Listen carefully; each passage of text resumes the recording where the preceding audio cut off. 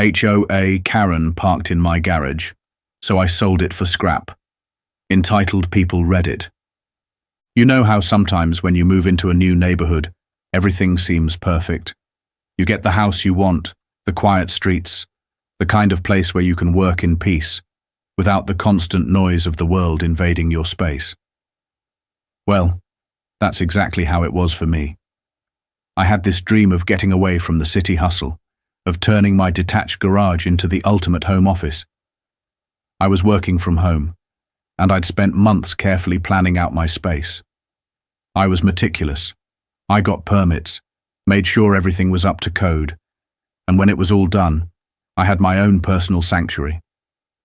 The garage became my office, fully insulated, wired for the fastest internet, with a mini fridge for those long nights when the work just wouldn't stop. It was the perfect setup. I wasn't bothered by the fact that I gave up parking my car in there. I had a decent driveway and a small carport on the side. Parking wasn't a big deal for me. What mattered was the peace I had in my home, the solitude I needed to focus on my projects. But that peace was about to be shattered in the most bizarre way. And then, like a storm out of nowhere, Cheryl moved in next door. She was the kind of person who just had to make a big entrance.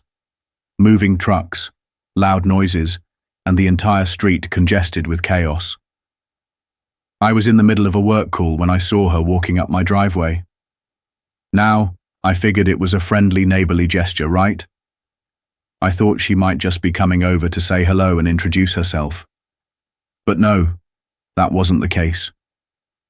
She knocked on my door, and the first words out of her mouth were about my car. Apparently, I was parking it too close to the edge of my driveway. Now, I don't know about you, but I've lived in enough neighborhoods to know when your car is parked perfectly fine, and when someone's just looking for something to complain about. So, right off the bat, I had a feeling she wasn't going to be like the other neighbors. She wasn't coming over to talk about the weather or borrow sugar. She was coming over to impose. And that was just the beginning. The next few weeks were a whirlwind. Cheryl was everywhere, in ways that felt invasive. The first real sign that she wasn't just a regular neighbor was when she announced she was running for a position on the HOA board. Now, I know a lot of people are hesitant about HOAs, and I was no different. You hear the horror stories about the overzealous neighbors who treat the rules like personal law enforcement. But Cheryl, she wasn't just interested in being a part of the HOA. She wanted control, and she got it. Fast. She was on the board in no time. I'll admit, I wasn't thrilled about it, but I kept to myself. I tried not to make waves. I thought maybe she'd be too busy to notice me, or at least leave me to my work. But it didn't take long before I started hearing strange rumors. Neighbors began talking about Cheryl taking long morning walks with a notebook, jotting down what she thought were violations. Things like a hedge too tall or a mailbox out of alignment. At first, I thought it was just gossip. But then it started happening to me. I got my first official HOA complaint letter. Apparently, my succulent garden didn't comply with HOA guidelines. Succulents. You've got to be kidding me.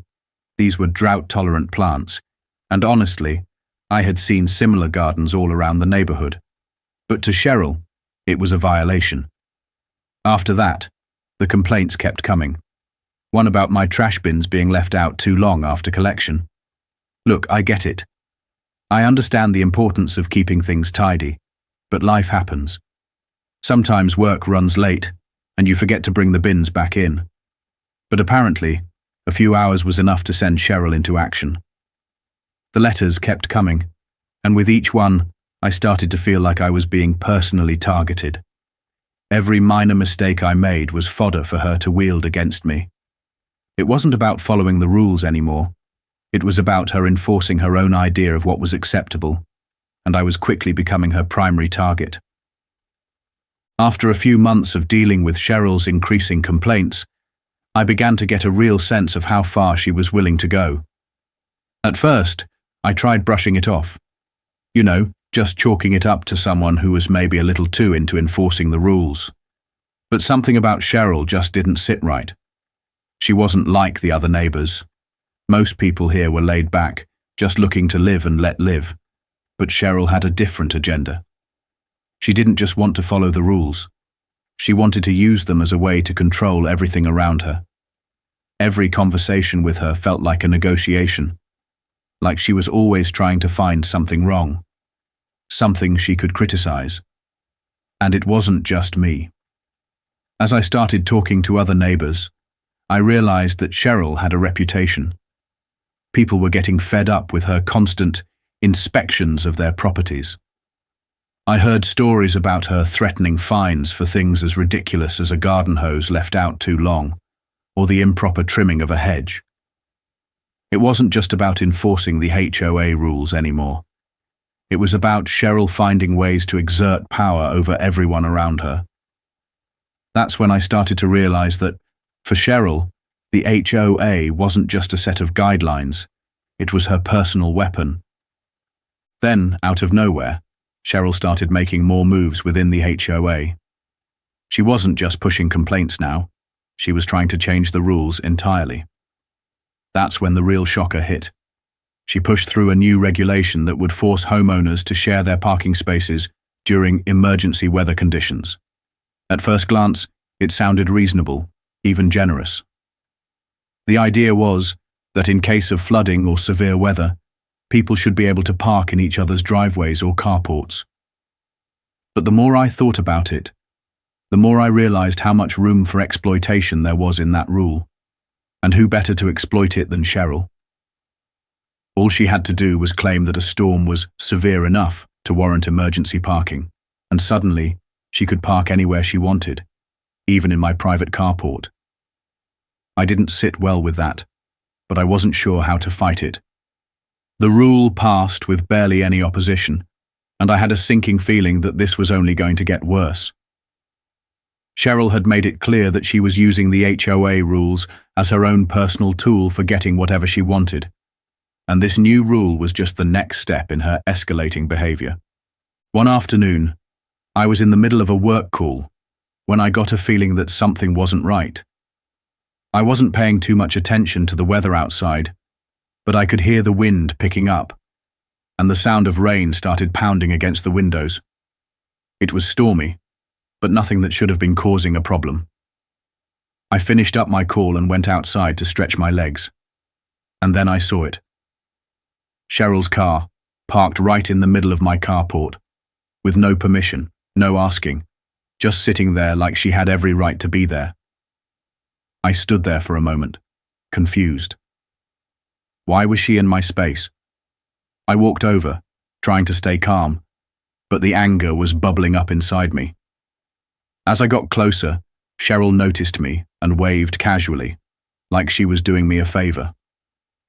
"Oh, hey, I just needed to park here because of the rain," she said, her voice too sweet, like she was trying to make it seem like no big deal. But it was a big deal. This was my space. I wasn't about to let her use it as her own personal parking spot just because of a little rainstorm. I told her politely that she should have asked, but she wasn't having it. She snapped back, "You don't own the rain." Just like that, her tone shifted, and I could feel the condescension dripping from her words. "It's an emergency situation," she continued. "The HOA rules allow for emergency measures." I was floored. I had no idea there was a rule like that, and frankly, it didn't sound right to me. I tried to stay calm, telling her I wasn't aware of any rule that gave her the right to park in someone else's carport during a storm. She didn't even flinch. Instead, she just shrugged and said, "Well, we can talk about it at the next HOA meeting." And with that, she got back into her car and drove off, leaving me standing there, drenched in the rain, my blood boiling. I stood there for a long time, just staring at my carport. Was I overreacting? Maybe. But something about the way she dismissed my concerns, like I was the one being unreasonable, really struck a nerve. I felt like my boundaries were being violated, and the worst part was, Cheryl didn't care. She was used to getting her way, and now it felt like I had to fight to keep my own property. A few weeks passed, and it felt like every time I looked up, Cheryl was there watching me, keeping tabs on my every move. It was unsettling. I would sometimes look out my window and see her peering over the fence, her eyes fixed on my yard, as if she was looking for any little thing she could complain about. And then it happened again. One day, I returned from running errands to find my garage door slightly open. I'm usually meticulous about locking everything up, but that day I felt a little uneasy. Maybe I had forgotten to lock it, I thought, but I quickly realized that something was off. As I walked closer, I saw it. Cheryl's SUV sitting right inside my garage. I stood frozen for a moment. Was I seeing this right? How had she gotten in? I'd changed the code after she'd come by months ago, when she'd asked to see how I'd installed some insulation. But there it was. Her car, parked in my space, right in front of my desk. Like it was the most normal thing in the world. I was furious, my heart racing as I walked inside and saw a note on my office chair. It was from Cheryl, written in her usual casual handwriting. Needed a place to park. The old code still worked. Hope you don't mind. No apology. No acknowledgement that she'd crossed a line. Just a casual note as if we were friends, and she had every right to use my office as her personal parking garage. I couldn't believe it. I'd given her that code months ago, and I thought I had changed it, but clearly I hadn't. And now she was acting like nothing was wrong. I stood there, feeling both violated and enraged. How could she just waltz in like this? How could she think it was okay to park in my office without asking? It wasn't just about the car anymore. It was about the fact that she thought she could do whatever she wanted, and I was the one who had to tolerate it. So I made up my mind. This had to stop. I knew that something had to change, and I had to take action. Cheryl had crossed a line, and now she needed to learn a lesson. I couldn't let her walk all over me any longer.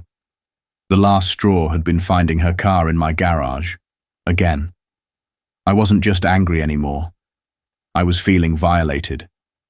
It was as if everything I'd worked for, everything I'd done to make my home my own private sanctuary, had been disregarded by Cheryl like it was no big deal. This wasn't about a car or a parking space anymore. This was about my right to feel secure in my own home. The worst part? Cheryl didn't even acknowledge that she was doing anything wrong.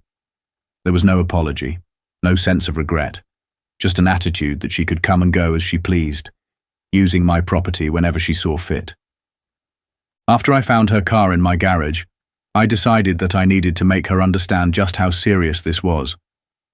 I thought about all the times she had broken the rules, ignored my requests, and used her position in the HOA to push her personal agenda.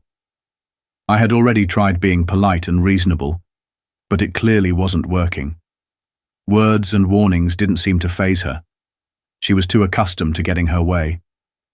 That's when an idea hit me, one that, at first, seemed extreme, but in that moment, felt like the only way to get through to her. I decided I needed to give Cheryl a taste of her own medicine. If she was going to treat my property like it was hers, then maybe she needed to see how it felt when someone else took control of her things. I didn't want to just yell at her or confront her directly. I wanted her to feel the consequences of her actions in a way that would truly make her think twice before crossing my boundaries again. And so I reached out to a friend of mine who ran a small towing service.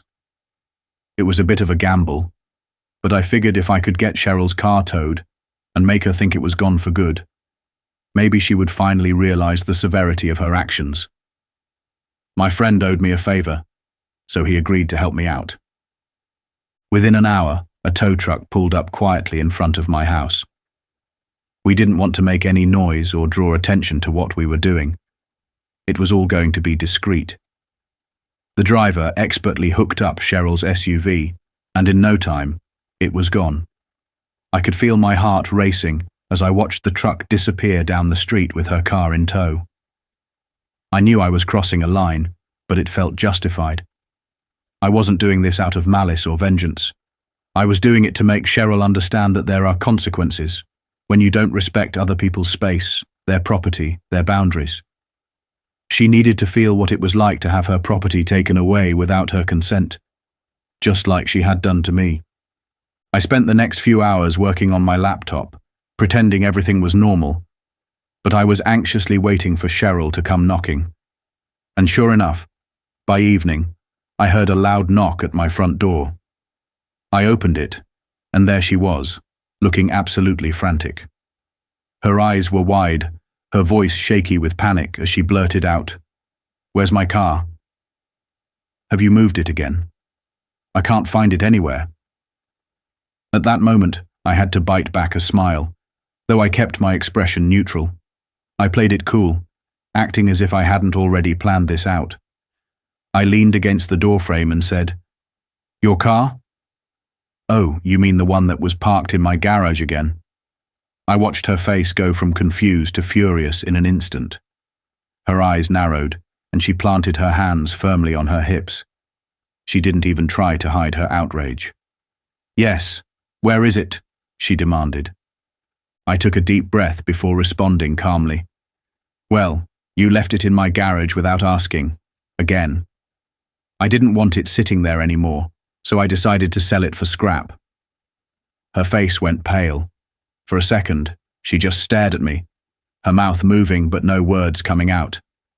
Then, the explosion happened. "You did what?" she shrieked, her voice shrill. "That's theft. I'm calling the police. You're going to be in so much trouble for this." She waved her phone in the air, clearly hoping to intimidate me with the threat of police involvement. But I wasn't intimidated. I had planned for this moment, and I was ready. I stood firm, calmly saying, "Go ahead, call the police. But if you want to know what happened to your car, I have the footage from my security cameras. I've documented everything, Cheryl. Your car was in my garage without permission. Multiple times.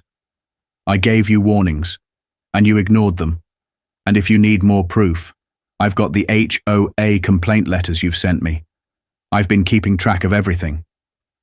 For a moment, Cheryl just stood there, her face a mixture of shock and disbelief. She sputtered, trying to come up with some excuse or explanation, but there was nothing she could say. I had her cornered. She finally stopped, looked me up and down with a disdainful glance, and muttered, "Fine, I'll move the car. But this isn't over. You're going to regret this." She climbed into her car and drove off, leaving me standing there, still trying to process what had just happened. It felt almost surreal. Here I was, standing on my own doorstep, knowing I'd just made a huge statement, one that Cheryl would have to reckon with, whether she liked it or not. But the drama wasn't over yet, not by a long shot. The next few hours were an intense mix of adrenaline and uncertainty. I was pacing around my house, checking the windows, constantly keeping an eye out for any sign of Cheryl. I knew that what I had just done was a huge move. Tow her car away, make her believe I had sold it for scrap. But at the same time, I wasn't entirely sure how she'd react. It wasn't just about the car anymore. It was about setting a clear boundary. Cheryl had spent months invading my space, ignoring my requests, treating my home like it was part of her personal domain. I had tried being nice. I had tried being polite. But she wasn't listening. It was clear now. The only way to make her understand that her actions had consequences was to hit her where it hurt the most, her car. As the hours passed, I couldn't shake the feeling that something bigger was going to happen. Maybe she would go straight to the HOA, or worse, she might escalate things with the police. But honestly, I was ready for whatever came next. I had the proof, I had the documentation, and for once, I wasn't going to back down. Then, the knock came. It was loud, sharp, and filled with urgency. I wasn't surprised. Cheryl had to know her car was gone by now. I opened the door, And there she was again, her eyes wild with panic, almost frantic. "Where is my car?" she demanded, almost shouting. Her voice was shaking with a mixture of frustration and disbelief. "I can't find it anywhere. What did you do with it?" Her face was flushed, her whole body tense, and for a moment, I felt a strange sense of calm. I had done what I had to do, and now, she was finally confronting the consequences of her actions. I stood there for a second, taking in the moment, knowing that this was a turning point. I could feel the tension in the air, and I wasn't about to back down now. I looked at her for a moment before responding, my voice as calm as I could make it. "Your car? Oh, you mean the one that was parked in my garage without my permission? I'm afraid I took it to a secure lot. You left it there after I warned you not to do it again." Her face turned even paler, and I could see the realization starting to hit her. She sputtered for a moment, her mouth opening and closing, as if she couldn't believe what I was saying. Finally, she found her voice, and with a shrill tone she screeched, "You can't do that. That's theft. I'm calling the police. You'll regret this." I could see her shaking as she fumbled for her phone, clearly trying to dial the authorities. But I wasn't intimidated. I had already prepared myself for this exact reaction. I stood firm, not budging an inch. "Go ahead," I said, trying to sound as composed as possible, though my heart was racing. "Call the police. But if you want to know what happened to your car, I have security footage, and I have all the documentation. You've been trespassing on my property multiple times, and I've warned you about this. So, if you want to take this further, I'm ready." For a moment, she just stared at me, her face a mixture of shock and disbelief. It was clear she didn't know how to respond. She was caught in her own web of entitlement and manipulation, and now, she had no escape. I could almost see her mind racing, trying to come up with some excuse, some way to turn this around in her favor. But there was nothing she could say. She was cornered, and she knew it. She sputtered something about how she thought she was doing me a favor by parking there, how the rain had been bad, and how it was just an emergency. But none of that mattered. I wasn't buying it anymore. She had crossed the line, and now she was going to face the consequences. I could see her trying to regain control of the situation, but I wasn't going to let her. "Look, Cheryl," I said, my voice calm but firm. "This isn't about the weather or any kind of emergency. This is about respect. You've been violating my property for months now, ignoring my boundaries and my requests, and I'm not going to let that slide anymore." She stood there, her mouth open, but no words came out. I could see the anger rising in her face, but she wasn't sure how to handle it. She had always been the one calling the shots, always the one who made the rules. But now she was on the receiving end, and she had no idea how to react. Finally, after what felt like an eternity of tension, she huffed, rolled her eyes and muttered, "Fine, I'll move the car. But this isn't over. You're going to regret this." With that, she climbed into her car, slammed the door, and drove off. I stood there for a few moments, the adrenaline still pumping through my veins. I had done it. I had finally taken control. I knew it wasn't going to be the end of it. Cheryl wasn't the type to let things go, but I had made my point. And whatever came next, I was ready. The next day, I waited for the fallout. I had no idea what Cheryl would do, but I knew I'd done the right thing. And then, sure enough, later that evening, I got another knock on my door. But this time, it wasn't Cheryl. It was her husband. This guy was huge, tall, broad-shouldered, and the kind of guy who looked like he was used to getting his way. He was one of those people who probably thought he could intimidate others just by looking at them. But I wasn't intimidated. Not anymore. He wasted no time, stepping right up to the door and snarling, "You've messed with the wrong family." He looked like he wanted to start a fight, his fists clenched, his face red with anger. "Where's my wife's car?" he demanded, his voice filled with menace. I stood there, meeting his gaze without flinching. "It's not on your property," I said calmly. "And that's all you need to know right now." He stepped forward, trying to close the distance between us, but I wasn't backing down. "If you've got a complaint, let's settle this legally," I added. "I'm done with the games." He sneered at me, clearly trying to intimidate me into backing down, but I didn't budge. "You think you can just take someone else's car?" he spat. "That's grand theft auto." He took a step closer, clearly ready to escalate things physically. But I stood tall, unfazed. "Your wife parked in my garage without permission," I said, my voice steady. "I warned her. She ignored me. And now, I've made my decision. If you want to argue about it, take it up with the police or a lawyer. But this isn't over." He scoffed, but there was something in his eyes, a flicker of doubt, maybe even a little bit of realization that Cheryl was in the wrong. It wasn't a moment of victory, but it was a moment of clarity. He knew, deep down, that Cheryl had pushed me too far, and no amount of threats or intimidation was going to change that. He let out a frustrated sigh, turned, and stormed off, without another word. I watched him go, the tension slowly melting away. But I knew that this wasn't the end of the story. The next chapter was coming, and I wasn't sure how it would play out. But whatever happened, I was ready for it. I had stood my ground, and now I had to wait and see what Cheryl and her husband would do next.